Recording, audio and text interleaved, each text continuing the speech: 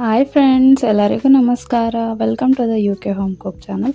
ನೀವೇನಾದರೂ ನಮ್ಮ ಚಾನಲ್ ಹೊಸದಾಗಿ ನೋಡ್ತಾ ಇದ್ದರೆ ಸಬ್ಸ್ಕ್ರೈಬ್ ಮಾಡ್ಕೊಳ್ಳಿ ಮತ್ತು ಬೆಲ್ಲೈಕನ್ನ ಪ್ರೆಸ್ ಮಾಡಿ. ಇವತ್ತು ನಾವು ತರಕಾರಿಗಳನ್ನು ಬಳಸಿ ಹೇಗೆ ಸಾಂಬಾರು ಮಾಡೋದಂತ ನೋಡೋಣ. ಇದು ಹೋಟೆಲ್ ಸ್ಟೈಲಲ್ಲಿ ಸಾಂಬಾರು ಮನೆಯಲ್ಲೇ ತುಂಬ ಈಸಿಯಾಗಿ ಮಾಡ್ಬೋದು. ಈ ಥರ ಒಂದು ಸಾಂಬಾರು ನೀವು ಇಡ್ಲಿ, ದೋಸೆ ಅಥವಾ ಅನ್ನದ ಜೊತೆ ಆದರೂ ತುಂಬಾ ಟೇಸ್ಟಿಯಾಗಿರುತ್ತೆ. ಇದಕ್ಕೆ ಕುಕ್ಕರಲ್ಲಿ 1 ಕಪ್ ಆಗೋಷ್ಟು ತೊಗರಿಬೇಳೆಯನ್ನು ಹಾಕಿ ಇದನ್ನು ಒಂದೆರಡು ಸಲ ಚೆನ್ನಾಗಿ ವಾಶ್ ಮಾಡ್ಕೊಳ್ಳಿ, ತೊಳೆದ್ಮೇಲೆ 1 ಗ್ಲಾಸ್ ನೀರು ಹಾಕಿ 2 ರಫ್ಲಿ ಕಟ್ ಮಾಡಿರೋ ಟೊಮೆಟೊ ಹಾಕಿ 2 ವಿಸಲ್ ಆಗೋವರೆಗೂ ಬೇಯಿಸ್ಕೊಳ್ಳಿ. ಈಗ ತರಕಾರಿಗಳಲ್ಲಿ ನಾನು ಇಲ್ಲಿ 1 ಕಟ್ ಮಾಡಿರೋ ಗಜರಿಯನ್ನು ತೊಗೊಂಡಿದ್ದೀನಿ, ಮತ್ತು 1ರಿಂದ 2 ಕಟ್ ಮಾಡಿರೋ ಬದನೆಕಾಯಿ, ಮತ್ತು ಸುಲಿದಿರೋ ನುಗ್ಗೆಕಾಯಿ, ಹೀರೆಕಾಯಿ, ಗ್ರೀನ್ ಟೊಮ್ಯಾಟೊ, ಕಟ್ ಮಾಡಿರೋ ಕುಂಬಳಕಾಯಿ, ಒಂದು ಸ್ವಲ್ಪ ಈರುಳ್ಳಿ ಕಟ್ ಮಾಡಿರೋದು.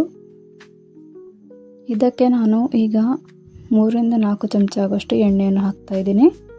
ಎಣ್ಣೆ ಬಿಸಿ ಆದ ಮೇಲೆ 1 ಚಮಚ ಆಗೋಷ್ಟು ಸಾಸಿವೆ ಮತ್ತು 1 ಚಮಚ ಆಗೋಷ್ಟು ಜೀರಿಗೆ ಹಾಕಿ, ಕಟ್ ಮಾಡಿರೋ ಇದು ಈರುಳ್ಳಿ ಹಾಕಿ, ಒಂದು ಸ್ವಲ್ಪ ಕರಿಬೇವು ಹಾಕಿ ಇದನ್ನೆಲ್ಲ ಒಂದು ನಿಮಿಷ ಫ್ರೈ ಮಾಡಿ. ಈಗ ಜಜ್ಜಿರೋ 2 ಚಮಚ ಆಗುವಷ್ಟು ಅಲ್ಲ ಬೆಳ್ಳುಳ್ಳಿ ಹಾಕಿ ಇದನ್ನು 1 ನಿಮಿಷ ಫ್ರೈ ಮಾಡಿ.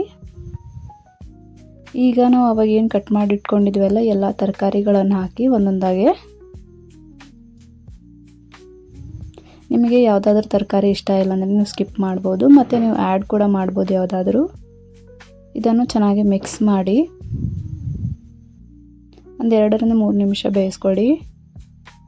ಅದಾದ ಮೇಲೆ 1ರಿಂದ 1.5 ಗ್ಲಾಸ್ ಆಗೋಷ್ಟು ನೀರು ಹಾಕಿ, ಸ್ವಲ್ಪ ರುಚಿಗೆ ತಕ್ಕಷ್ಟು ಉಪ್ಪು ಹಾಕಿ 10 ನಿಮಿಷ ಬೇಯಿಸ್ಕೊಳ್ಳಿ. 10 ನಿಮಿಷ ಆದಮೇಲೆ ನೋಡ್ಬೋದು ಬೇಯ್ದಿದೆ. ಇದಕ್ಕೆ 2ರಿಂದ 3 ಚಮಚ ಆಗೋಷ್ಟು ಸಾಂಬಾರು ಪೌಡ್ರ್ ಹಾಕಿ, ಒಂದು ಸ್ವಲ್ಪ ಕಾಶ್ಮೀರಿ ರೆಡ್ ಚಿಲ್ಲಿ ಪೌಡ್ರ್, ಒಂದು ಅರ್ಧ ಚಮಚ 1 ಚಮಚ ಆಗೋಷ್ಟು ಅಚ್ಚ ಖಾರದ ಪುಡಿ, ಒಂದು ಅರ್ಧ ಚಮಚ ಅರಿಶಿಣ ಹಾಕಿ ಚೆನ್ನಾಗಿ ಮಿಕ್ಸ್ ಮಾಡಿ. ಈಗ ನಾವು ಬೇಯಿಸಿರೋ ಬೇಳೆಯನ್ನು ಒಂದು ಸ್ವಲ್ಪ ಮ್ಯಾಶ್ ಮಾಡ್ಕೊಳ್ಳಿ. ಜಾಸ್ತಿ ಕಿಚಡಿಯಾಗಿ ಮ್ಯಾಶ್ ಮಾಡಬೇಡಿ, ಸ್ವಲ್ಪ ಬೇಳೆನೇ ಇರಲಿ. ಇದನ್ನು ಮಾಡಿರೋ ಸಾಂಬಾರಿಗೆ ಹಾಕಿ ಮಿಕ್ಸ್ ಮಾಡಿ 1 ಕಪ್ ಆಗೋಷ್ಟು ಹುಣಸೆಹಣ್ಣಿನ ರಸ ಹಾಕಿ. ಈಗ ನೀವು ಕನ್ಸಿಸ್ಟೆನ್ಸಿ ಅಡ್ಜಸ್ಟ್ ಮಾಡ್ಕೊಳ್ಳೋಕ್ಕೆ ನಿಮಗೆ ಎಷ್ಟು ಬೇಕು ಅಷ್ಟು ನೀರು ಹಾಕಿ. ನಿಮಗೆ ತೆಳಬೇಕಂದ್ರೆ ಜಾಸ್ತಿ, ಇಲ್ಲ ಅಂದರೆ ಸ್ವಲ್ಪ ನೀರು. ಒಂದು ಸ್ವಲ್ಪ ಕೊತ್ತಂಬರಿ ಹಾಕಿ ಚೆನ್ನಾಗಿ ಮಿಕ್ಸ್ ಮಾಡಿ.